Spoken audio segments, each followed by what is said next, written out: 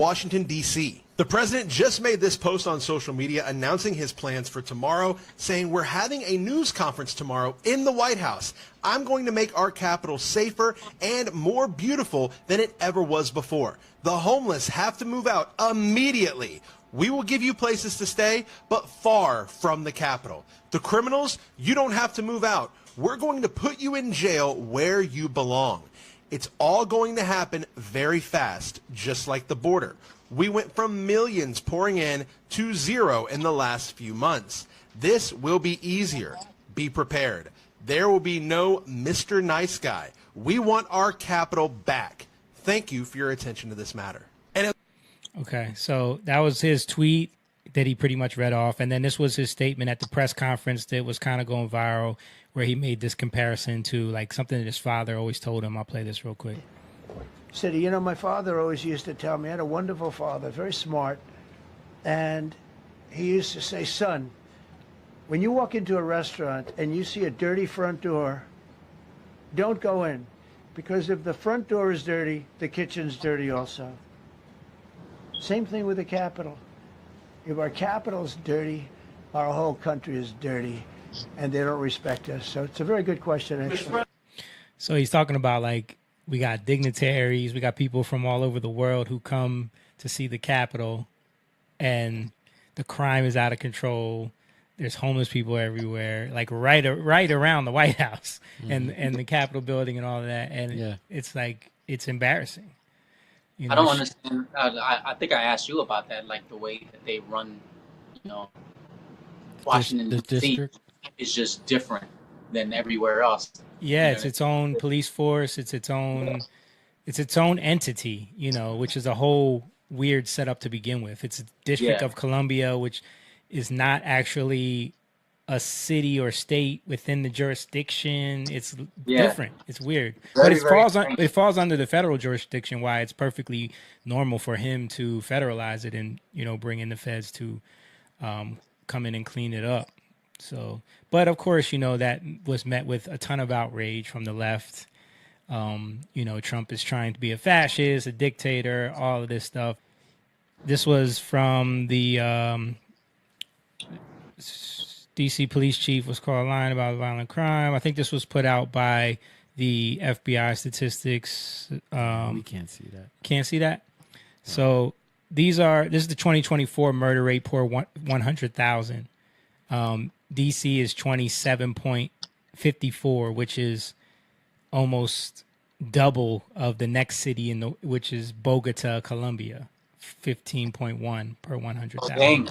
They always talking about how dangerous Colombia is. Yeah.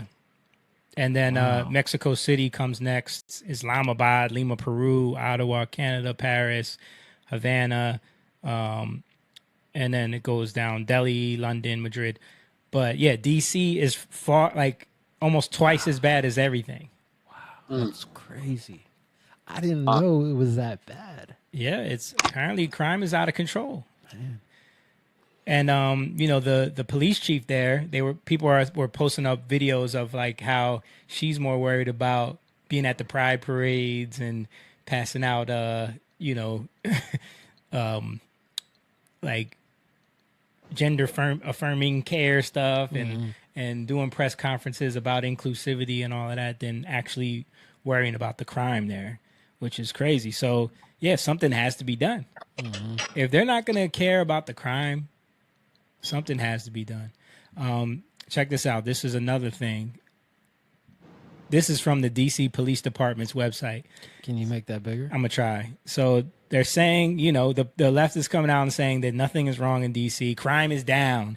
Because they're fudging these numbers. They've been doing this with the FBI statistics, too, because they're using the spike in crime right after COVID. Yeah.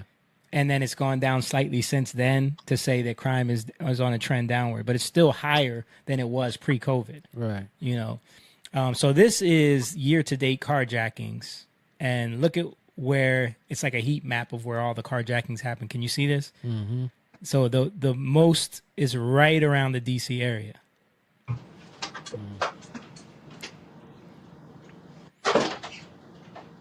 Wow.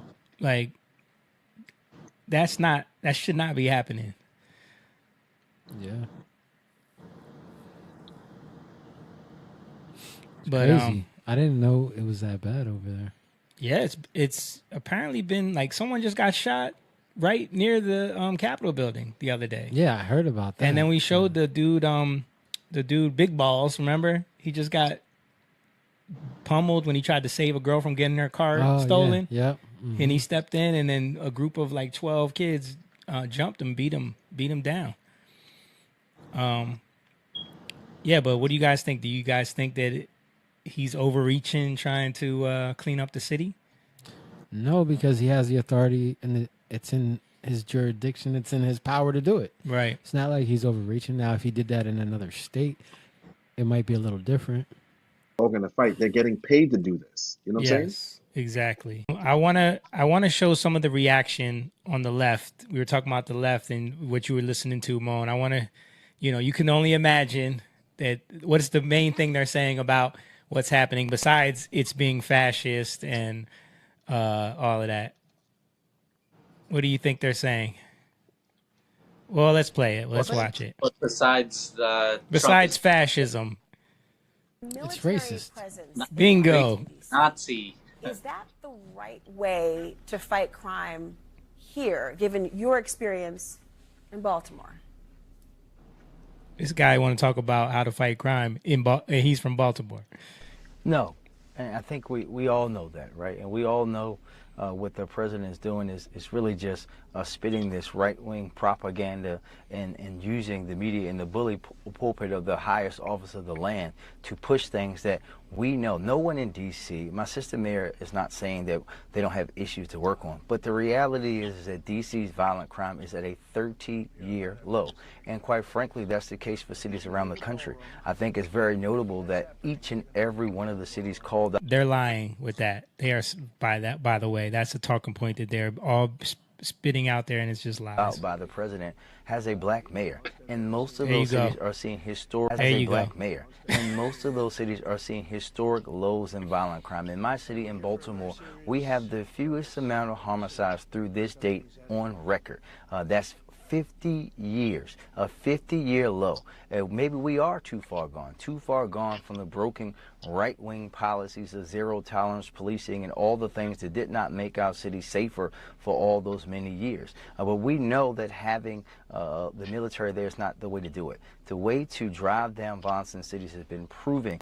Mayors across the country have brought together law enforcement, the legal community, the actual community, the community violence intervention work to reduce violence across this country and cities to lows that we have not seen in decades. It's not true. A bunch of lies. It's but you see, not true. The talking point is it's because she's a black mayor. Yeah. That's what they go to. I'm gonna show another clip of these lovely people. One of the things that we have seen over and over from the president, from his team, Stephen Miller saying it's like Baghdad in Ethiopia. They seem to hold their harshest criticism sometimes for cities that are majority black and brown. Do you see that, and what do you think that means? I think that I have been dealing kind of with this issue for a number of years. It's kind of easy fodder on the campaign trail. But now we're talking about governing, and my job is to focus on making sure our city is running well, and people enjoy a great quality of life. And I think we're doing a really good job. We do need the federal government's help, as I mentioned, because they have an outsized influence on our criminal justice system. We need more prosecutors. We need more judges. There are other ways to help. Even we want to rebuild our jail, and there are ways that the feds can help with that. But also just doing their part, cutting the grass, fixing the fountains, making sure that federal law. So you see, she didn't want to touch the race thing. She stayed away from that, even though he tried to tee her up with that. She stayed away from that. But yeah, that's what the the race baiters on MSNBC and CNN. Go ahead. Go ahead, James. I wanted to add this, right? Because we know that this is a tactic that they do. Yeah. But if you go, this is where the news and the media have lost because their viewership is down. Let's be honest, they're not getting the ratings they want to, because when you go talk to the citizens and the people who live there, they'll tell you the truth. Yep. But you'll never see the news do that, because they'll bring on these pundits and make no mistake, these are nothing but these are black gatekeepers. You know what I'm saying? Yep. That's all they. They're just have talking blacks. points. Read the scripts. Yeah. Keep these blacks in line. Yep. You know, speak.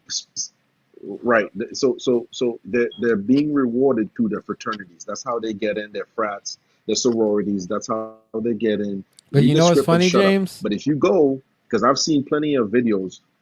What's that? They don't live that way themselves. No, absolutely not. They live in gated white communities. They're not. Listen, they don't live there. Yeah, that happens all the time. It's Jasmine Crockett. Yeah, it's Jasmine Crockett. Yeah, that's what Jasmine Crockett is. Jasmine Crockett is a privileged black girl from Louisiana. Went to an Ivy League school.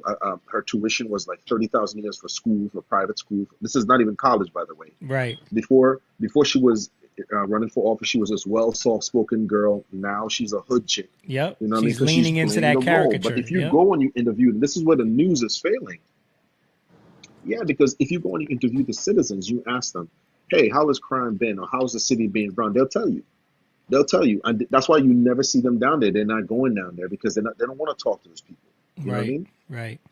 Well, I know somebody who did tell the truth when they were trying to clean up the crime in the city of DC, and somebody who told the truth right on the Capitol floor. And we're going to play that video right now. Driving home, my staff who lives here in the Hill reminded me, don't stop at a stoplight until I'm out of town. If I see a red light late at night, since there's very little traffic, slow up at the other block so I never come to a full stop except in the middle of the block because of carjackings. Stopping at a light, people standing in a corner, walking up with a gun. That's Joe Biden talking about the crime in D.C. in 1992. Why? Because he was trying to get the crime bill passed. And we all know how that all played out.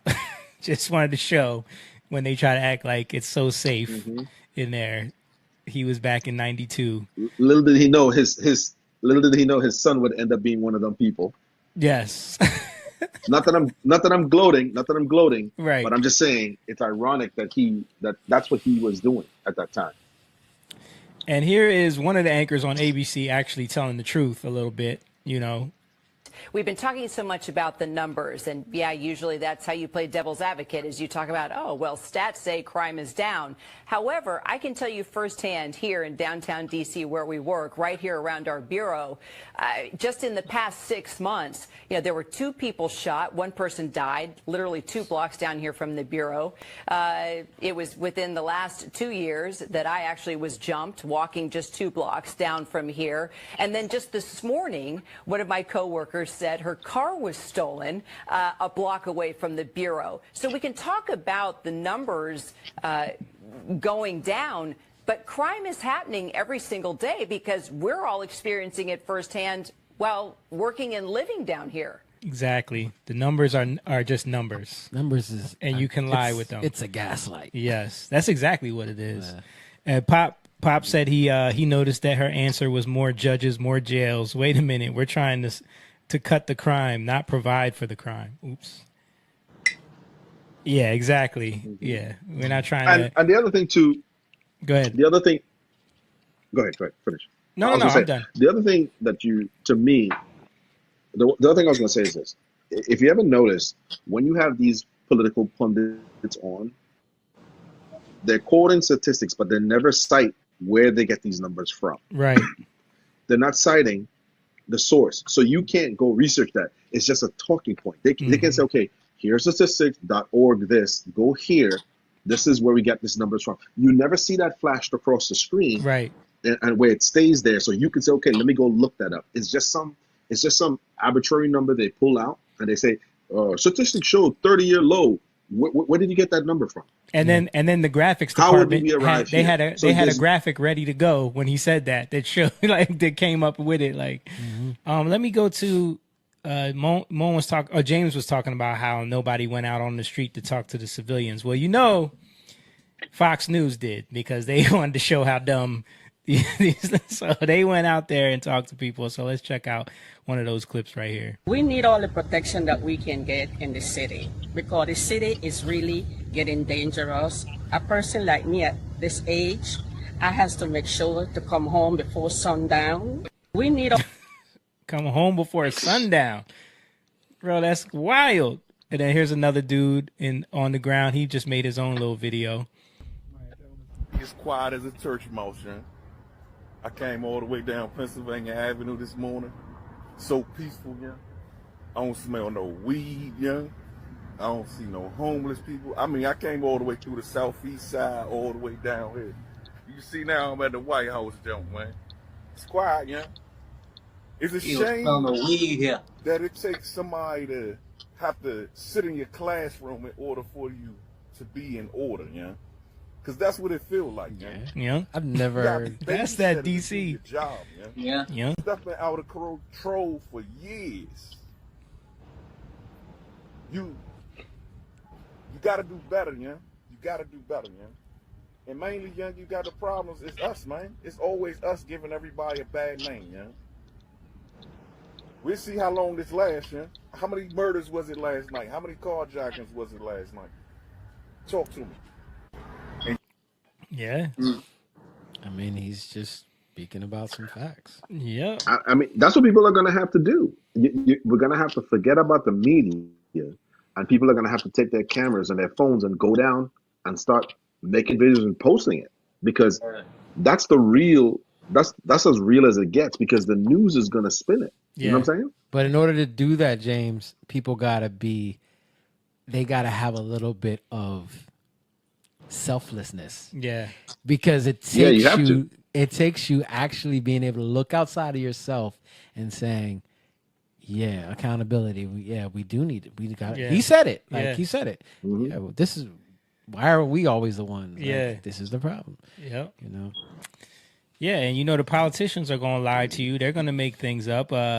Nancy Pelosi got fact-checked hard because she was trying to spin this into, well, why didn't Donald Trump step in with the National Guard during January 6th? She tried to flip that whole thing. I'll show you guys here. Pull it up. Wait. Yes. She did that? Yes. Oh, I'm going to show y'all right here. Here's her tweet. Donald Trump delayed deploying National Guard on January 6th when our capital was under violent attack and lives were at stake. Now he's activating the D.C. Guard to distract from his incompetent mishandling of tariffs, healthcare, education, and immigration, just to name a few blunders.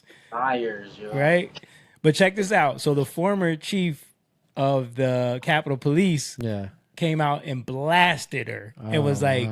ma'am, it's long past time to be honest with the American people. On January 3rd, I requested National Guard assistance, but your sergeant at arms denied it. Under Federal Law 2, USC 1970, I was prohibited from calling them into without specific approval. That same day, Carol Corbin at the Pentagon offered National Guard support, but I was forced to decline because I lacked the legal authority. On January 6th, while the Capitol was under attack, and despite my repeated calls, your sergeant at arms again denied my urgent request for over 70 agonizing minutes, running it up the chain for your approval. When I needed assistance, it was denied. Yet when it suited you, you ordered fencing topped with concertina wire and surrounded the Capitol with thousands of armed National Guard troops. Boom, got her, bro. I mean, they got it on video that she was doing this. It. Yeah. So I'm confused that how is she even saying that? That's mind They are blowing. at the level of gaslight that is. They think people are so dumb. What they're saying. What'd you say, Mo? Deep fake. That's what she's saying it is. She's only speaking to the people who still listen to her. Yeah. That's it's the boomers that are out there protesting. Yeah, that's sad, man. The boomers that are out there protesting. Now, let me show you this video because this was kind of going viral too. It's someone was filming like these officers going around talking to people. Like they were mandated to go around, patrol, make contact with people and make sure that people understand what's about to happen. And, of course they're posting this acting like it's racist or whatever. Meanwhile, in DC, like they're saying like, this is fascism or whatever, but just watch this for yourself. Stay in that trouble. You got your ID on you, Chip?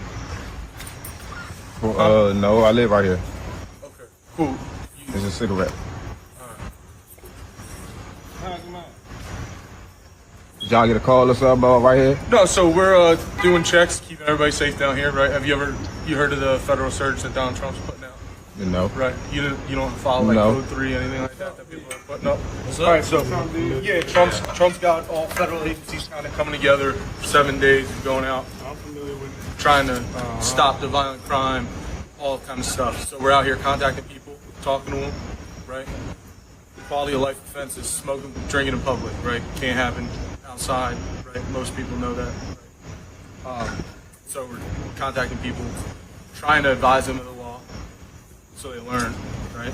And then if there's other stuff going on where it turns into there's multiple agencies, if there's a shooting and things like that, so there's extra hands there as well, right? So we're just out here trying to inform people and educate people. It's not like we're trying to just go grab people and ruin someone's life over a joint or something like that, all right? I only asked because when you walked up at the moment you walked up, you only had eggs. Me. Yeah, well, it smelled like the odor of marijuana, burnt marijuana in the air, right? And you're the only guy that had something lit in your hand. And I didn't flash like you, so I didn't realize it was just a cigarette. So that's on me. I appreciate you understanding and not getting chippy. All right, so just know, right? Learn, teach, tell your boys, like, yo, everybody's out, from FBI to park police. Right? So do your thing. Let them know. Don't be smoking outside. Don't be drinking outside, because Donald Trump is tired of it. People coming to visit. I didn't know that. You didn't know smoking in public? Yeah, I didn't know that. Yeah, it's arrestable. Because in Maryland, it's recreational use, so I didn't know. Yeah, so DC, it's recreational use as well, right? But you can legally possess up to 2 ounces. You can gift an ounce to your boy, right? So if you had 2 ounces and he said he needed a zip, you can give him a zip, but you can't smoke outside. You don't. So that's what they're going around doing, letting people know. But there's one thing he said that I don't like. Donald Trump is tired of it. I mean, to me, come on, man. Nah. The public, you see, because when you do that, you're making it seem as it's only Donald Trump. You know what I'm saying? That's true. That's true. I When didn't like that either. When you say Donald Trump don't like it, that means you're okay with it, but you're just doing it because Donald Trump told you he to is do it. okay with it. And he could be. You know, he could be. And maybe you're right. Like Donald Trump might hear that and be like, listen, you guys, I don't like that. You know? And maybe he could be held accountable, but I can understand like they're trying to talk to the people and say it in a way where they might receive it, you know, because I think they don't want to just go in and just start. Like because if he went in there aggressive, it would have been, you know. No, he wasn't aggressive. I think it's just like, that's hey man, we're trying to clean we're trying to clean the city up, man. We want a better place for our kids. We want to make sure it's safe for everybody, man. You know what I mean? Like certain things, you know, I don't know.